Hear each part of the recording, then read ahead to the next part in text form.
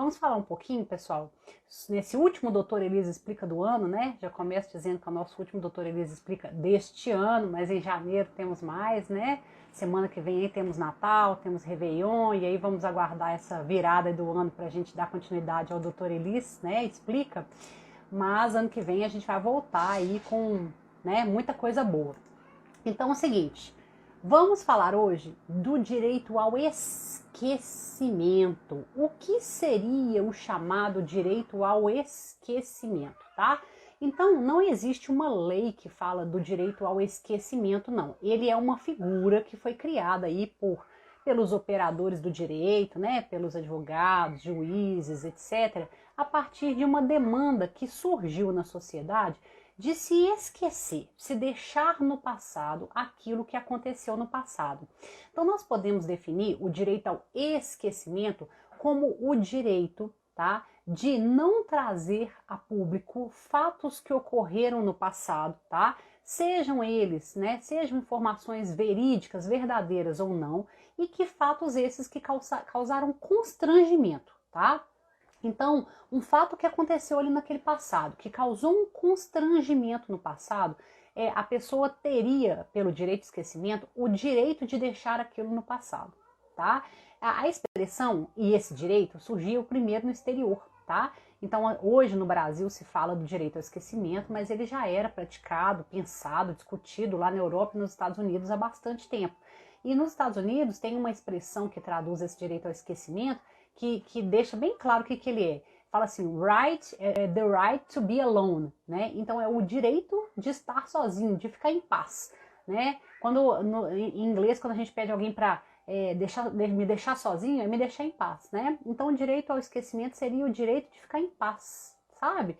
Enfim, superar aquilo ali, de deixar aquilo no passado, daquilo ali não mais ficar voltando, vindo à tona e o tempo todo causando mais dor, né, para a pessoa. Então, o que justifica o direito ao esquecimento seria a questão do dano moral, de um fato que traz um determinado sofrimento, né, ali para aquela vítima e que ela quer deixar aquilo no passado.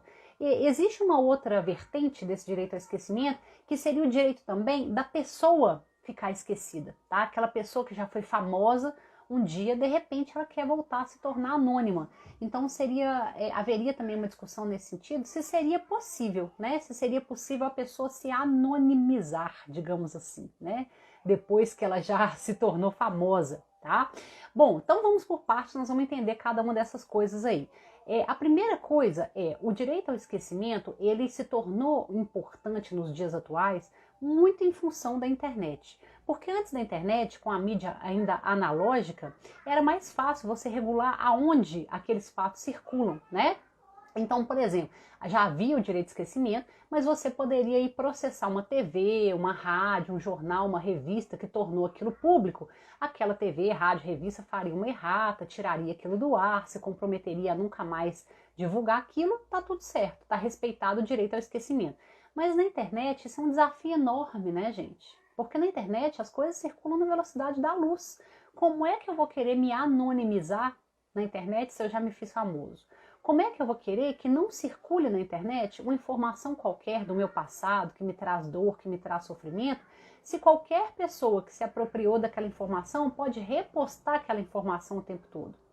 Então, assim, traz um desafio, né? A internet, ela trouxe vários desafios para nós, né? O seu uso como uma tecnologia, como uma mídia de grande exposição que ela é, né? E é importante que ela exista e que ela represente essa mídia. Ela também representa liberdade de expressão, democracia, um monte de coisa, mas ela trouxe esses desafios jurídicos. Então vejamos o seguinte, o fundamento do direito ao esquecimento está lá na própria Constituição Federal. Apesar dele não ser previsto expressamente na lei, né, em nenhuma lei, na Constituição Federal, lá no artigo 5º, tá, inciso 10, fala assim, né, é protegida a honra, a intimidade, a vida privada, a imagem das pessoas, cabendo a indenização de dano moral e material toda vez que houver uma lesão a esses direitos. Então vejam, honra, intimidade, vida privada, né, imagem. São atributos ali do sujeito, da personalidade do sujeito. e tá lá a intimidade, a vida privada. Então, o direito ao esquecimento, segundo os seus defensores, né, volto a repetir, não está na lei, mas muitos autores de direito, que a gente chama de doutrinadores, defendem então a sua aplicação, e há quem critique também, tá? Mas eles dizem o seguinte, que seria a proteção da honra, da intimidade, da vida privada, que estão lá na Constituição Federal, né? Então o sujeito teria o direito de deixar o passado no passado para poder proteger a sua intimidade, a sua honra, superar aquele fato, né? Se aquele fato, mesmo que ele tenha acontecido, que ele seja real, né? A pessoa teria o direito de ter aquilo superado na vida dela, passar por aquilo ali, né? Dar a volta por cima, seguir adiante. Tá? Então esse é o fundamento e essa seria aí a principal justificativa para o chamado direito de esquecimento, justificativa jurídica, né? Digamos assim. Mas há também, tá? Há também críticas, porque aí tem gente que diz assim, ok, então o sujeito tem o direito de deixar o passado no passado, mas, tá? E o chamado direito à informação. A própria Constituição Federal, a mesma que fala da honra, da intimidade, da vida privada, ela também fala, tá, do direito à informação. O que é o direito à informação? É o direito que a sociedade tem de estar bem informada. Esse direito cabe principalmente aos meios de comunicação, à mídia, né? Ou seja, a TV, o rádio, o jornal, mas cabe também à internet. Lembrando que a internet também é uma mídia, né? E a gente também tem hoje jornalismo, fatos, notícias sendo divulgadas pela internet. Então, aí entra a discussão do outro lado, tá? Mas se eu tenho direito à intimidade, à vida privada, a sociedade, que é maior do que eu sou, né? É maior do que eu, ela não tem direito, então, aí a informação, aquele fato que está lá no meu passado e que eu quero esquecer, será que a sociedade quer esquecer? Então vamos pensar, por exemplo, no contexto histórico lá da ditadura, né? Então os perseguidores da ditadura, suponhamos que tenham aí se arrependido do que fizeram, né? Das diversas atrocidades que aconteceram. Eles querem, então, o seu direito ao esquecimento, né? Vamos superar, já foram, suponhamos que já tenham sido processados, né? Algum deles, a gente sabe que muitos não foram, né? Mas suponhamos que um deles que tenha sido processado, já tenha pagado pela sua pena, ele não quer mais, ok? Falar disso. Ok, mas aí eu pergunto, a sociedade tem o direito à informação? Aquele fato é um fato relevante, né? E aí, a sociedade vai ficar sem informação por conta do direito de esquecimento individual daquele sujeito? Então percebam que ela é intensa, né? E é uma discussão que tem dois lados. Como tudo na vida tem dois lados. Então a verdade é que tudo tem dois lados, né? E aí é uma discussão complexa. Porque eu tenho um direito individual de um lado, que é justificável, porque as pessoas, elas cometem erros, mas elas pagam pelos erros, elas têm o direito de continuar a vida, né? E de deixar aquilo no passado para poder superar. Mas muitas vezes esse passado também é a história de um país, de um planeta, né? Do mundo. E tem fatos que ficam no passado, mas que repercutem no presente e que são fatos relevantes. E é um passado que não se pode esquecer, porque ele faz parte da história, tá? Então, trata-se de um direito realmente bastante polêmico, tá? Inclusive juridicamente, porque tem na mesma Constituição Federal o direito individual à honra e à intimidade e o direito coletivo, o direito da sociedade à informação, à notícia, ao conhecimento, a saber o que está acontecendo e o que aconteceu na sua história, ok?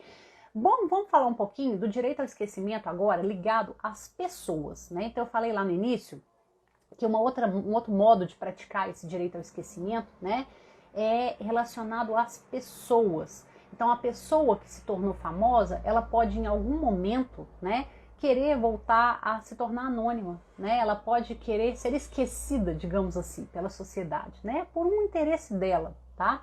Isso aconteceu, já aconteceu no passado e até num presente mais ou menos próximo, pelo menos é o que relata, o que tem relatos que há na internet, tá? E isso aqui a gente vai entrar um pouquinho na vida dos famosos, alguns relatos que eu achei, então não sei até onde procede, né? Juridicamente a gente não tem embasamento para isso, mas há relatos na internet, tá?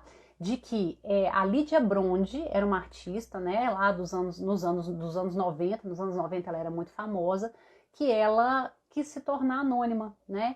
E que ela então acionou esse direito ao esquecimento para poder desaparecer, não informar mais seus endereços, seus contatos, enfim, se colocar numa situação totalmente anônima para ser esquecida, né? Teve um caso muito famoso no passado, e esse se tornou público, né? Tem muitos registros dele, da Xuxa, né? Da Xuxa Meneghel, que antes de se tornar apresentadora de programas infantis, ela fez um filme erótico, né? E um filme com uma criança, né? É um filme com cenas mais eróticas e com uma criança. Num momento, bem no início da carreira dela, quando ela era apenas modelo.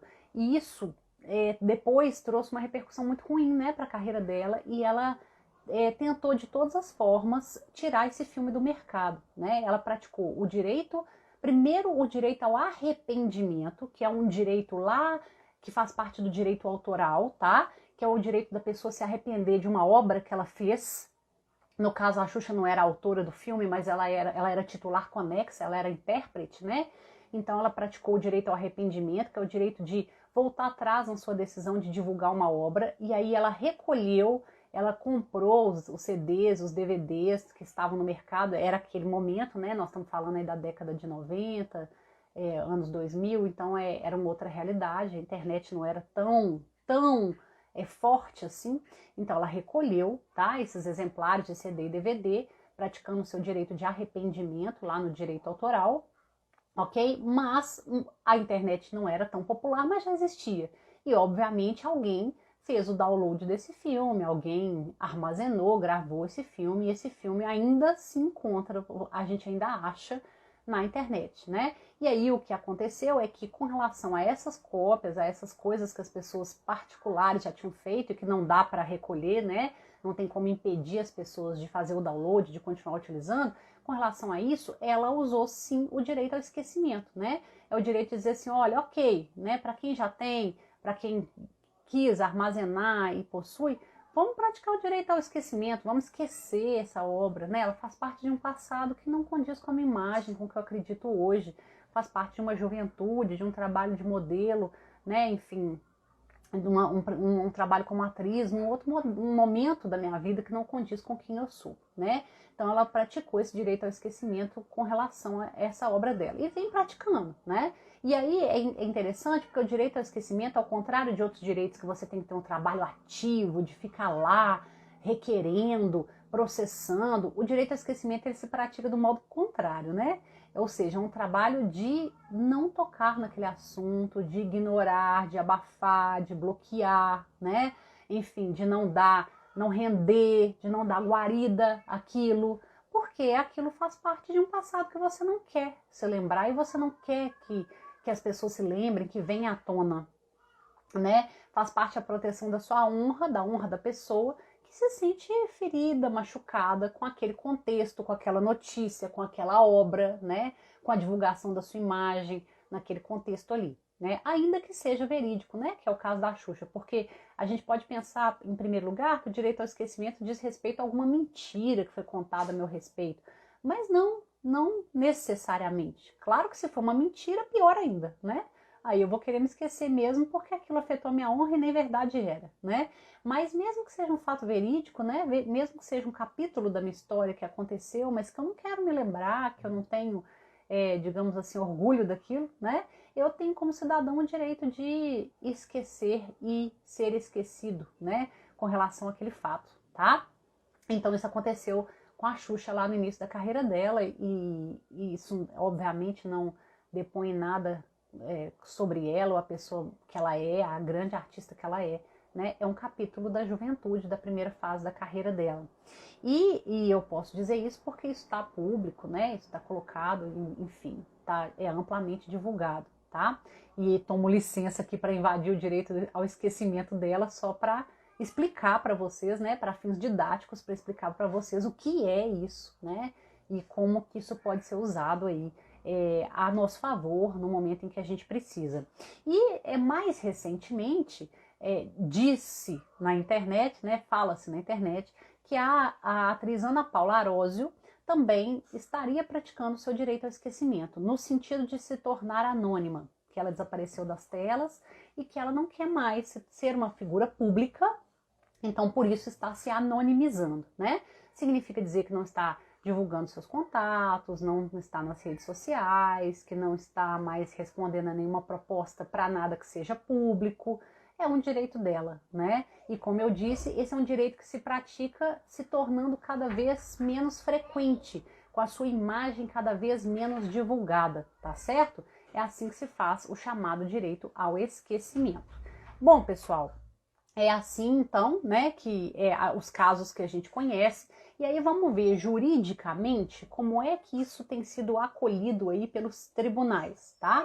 Então nós tivemos ações judiciais questionando esse direito ao esquecimento, em que as partes, né, as pessoas interessadas alegavam o direito ao esquecimento para conseguir na justiça que determinados veículos, que determinadas notícias fossem retiradas do ar, né? Ou seja, que realmente aquela pessoa fosse tornada anônima e que outros veículos, que outras pessoas não tivessem o direito de ficar divulgando aquele fato, né? O reconhecimento judicial do direito ao esquecimento. Então isso chegou começou em vários tribunais pelo país e chegou ao STJ, o Superior Tribunal de Justiça, o nosso Tribunal de Brasília, maior, né, que é o guardião das diversas questões jurídicas que circulam aí, no país, né? Lembrando que acima do STJ nós ainda temos o STF, que é o Tribunal Guardião da Constituição Federal, é o Supremo Tribunal Federal. Até onde eu sei a questão ainda não está lá, mas está sendo amplamente discutida e já formou-se um entendimento no STJ, no Superior Tribunal de Justiça, sobre o direito ao esquecimento, tá? Como é que o STJ se posicionou? Ele se posicionou dizendo o seguinte, que ele reconhece o direito ao esquecimento, a pessoa tem o direito ao esquecimento, ela pode requerer judicialmente o direito ao esquecimento, tá? Desde que os fatos que estão sendo esquecidos, né, que a pessoa quer que sejam esquecidos, não sejam fatos de amplo interesse público, tá? Então teria aí um filtro para se definir, né, para se deferir o direito ao esquecimento. Ele só seria possível se o fato envolvido não for um fato de amplo interesse público. É claro que esse conceito do que é ou não é de interesse público é algo muito relativo, né? É algo bem subjetivo. Vai variar, né? Mas também, por outro lado, é claro que há fatos que são de amplo interesse público, né? Fatos políticos, por exemplo, que envolvem recursos que são públicos, que são nossos, que nós pagamos, que nós mantemos, né? Todo o sistema público através dos nossos tributos. Então, são fatos de interesse público. Fatos históricos, né? Que tem a ver, então, aí com a própria transformação social, né? Do nosso povo, da nossa cultura, da nossa história. Então, tudo isso são fatos de interesse público. Se aquilo que a pessoa está querendo esquecer, a sociedade não pode esquecer, né? O país não pode esquecer, então o direito ao esquecimento não vai ser devido, tá? Mas se não, se são fatos que dizem respeito à vida daquela pessoa, né? Se são fatos que dizem respeito a família dela ou a história dela, né? Individualmente, se são fatos apenas de curiosidade popular, não faz sentido, né? Que a pessoa tenha que abrir mão da sua privacidade, que ela tenha que abrir mão da sua intimidade em função de uma curiosidade das pessoas. Então, nesse caso, o direito ao esquecimento seria devido, né? Então, assim, nos parece que essa posição aí do STF é uma posição bastante razoável, né? Ela contempla os dois lados, tanto o direito à informação, né, que é o direito que a sociedade tem de estar bem informada, quanto, por outro lado, contempla o direito individual da pessoa de se esquecer e viver esquecidos fatos da vida dela, do passado, que já foram superados, né, e que causam algum trauma a ela, né? O filtro seria, então, o chamado interesse público, né? Lembrando que essa noção de interesse público pode variar de caso para caso, tá? Houve um julgado importante, tá, que chegou ao STJ, que exemplifica bastante esse direito ao esquecimento, tá? Esse julgado, ele diz respeito a um suspeito da chacina da Candelária. Eu não sei se alguns de vocês se lembram, né? Talvez os mais antigos, eu me lembro bem, apesar de não me achar antiga, né? Eu me lembro bem da chacina da Candelária, né?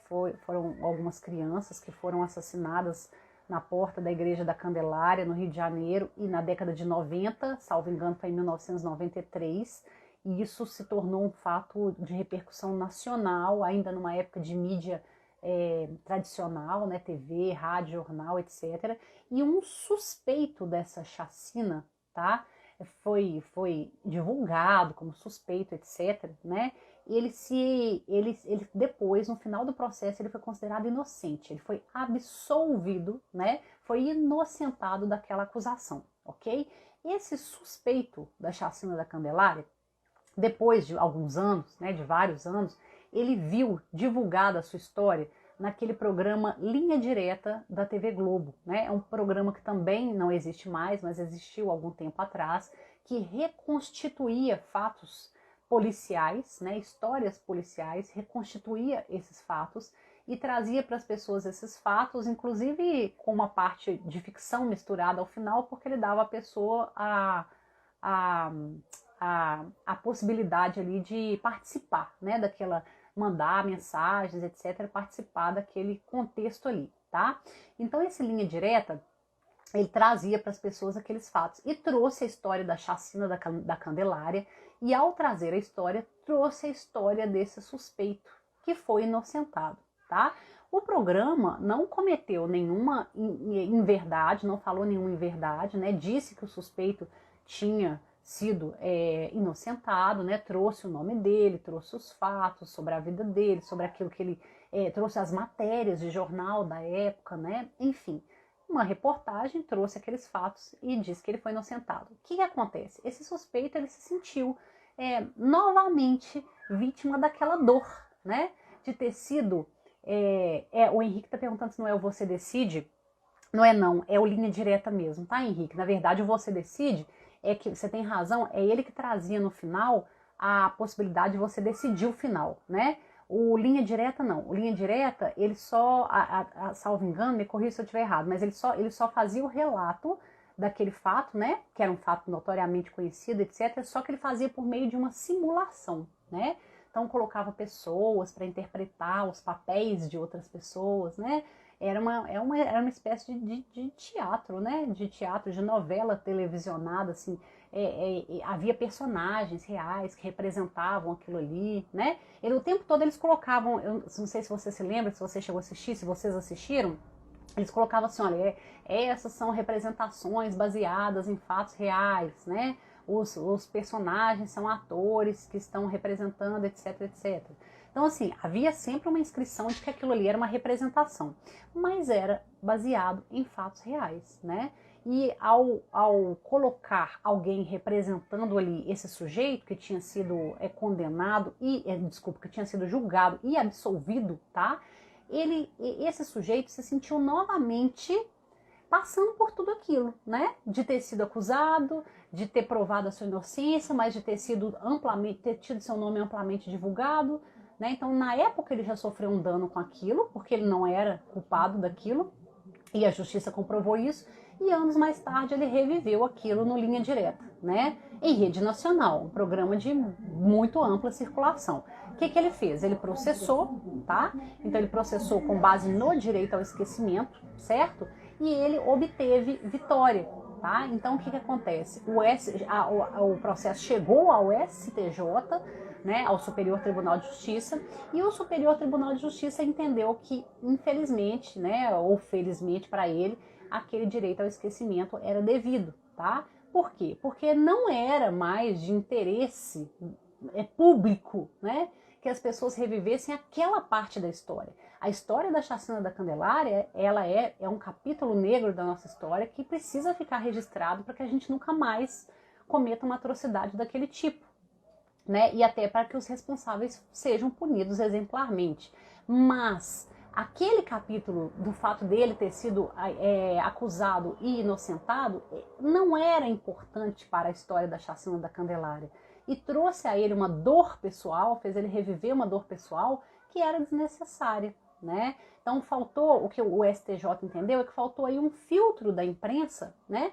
Para realmente eliminar esse fato do relato, né? Para não expor alguém que foi injustamente, né? Ou talvez naquele momento até tenha sido suspeito mesmo, né? Algum fato fez com que ele fosse suspeito, mas que a justiça comprovou que não era responsável por nada daquilo, né? Então, enfim, isso acontece, né? Pessoas às vezes estão no lugar errado, na hora errada, são tidas como suspeitas de algum fato, né? Enfim, se parecem muito com o criminoso, enfim, alguma questão liga aquela pessoa ao criminoso, mas depois se apura na justiça que não é verdade, não é verdade, né? Aquela pessoa não era culpada daquele fato. E aí pronto, ela é absolvida. Não há nenhum erro nisso, porque a justiça ela precisa investigar. É por isso que a imprensa tem que falar sempre sobre suspeito, acusado, nunca sobre condenado, assassino. O Linha Direta fazia isso muito também, tá? Falava assim, o assassino, o estuprador, o perseguidor, o bandido, tinha um viés muito policialesco, assim, né? Que deve ser evitado. Mas nesse caso, foi especificamente direito ao esquecimento, né? Ele pediu para ser esquecido. Ele não quer mais que essa história venha à tona porque causa dor a ele e ele foi inocentado desse fato. Ele não quer o seu nome envolvido nesse fato. E faz sentido, né, gente? Faz todo sentido, né? Então vejam que o direito ao esquecimento, embora não haja uma lei prevendo expressamente, ele existe, ele se justifica, né, em determinados contextos, na questão da defesa, tá, dos interesses, na questão da defesa dos interesses daquela pessoa, do direito dela de ver um fato do passado que já foi superado ser esquecido. Né? Ela tem o direito de ver aquele fato esquecido, né? Desde que, obviamente, como nós falamos aqui ao longo da live, que desde que aquilo não seja um fato de interesse público, um fato histórico, um fato político que faz parte da nossa história, tá? Desde que seja um fato de repercussão individual. É esse o caso, né? Vejam que esse caso que eu apresentei, o fato é histórico, o fato é importante, mas a participação do sujeito no fato pode ser objeto de esquecimento porque ele foi inocentado, né? Ele foi envolvido por algum motivo como suspeito, mas foi inocentado pela justiça. Então, pessoal, nada melhor do que aplicar filtros, né? Ou seja, numa situação real, a gente perceber os direitos das duas partes, a gente perceber até que ponto o direito individual ele é importante ou não, levando-se em consideração o direito da coletividade, né? Então, até que ponto o sujeito tem direito à intimidade, à vida privada, à honra e à imagem, em função de um direito da coletividade de estar bem informado. Quem lida com artistas sabe que esse limite é muito tênue, né?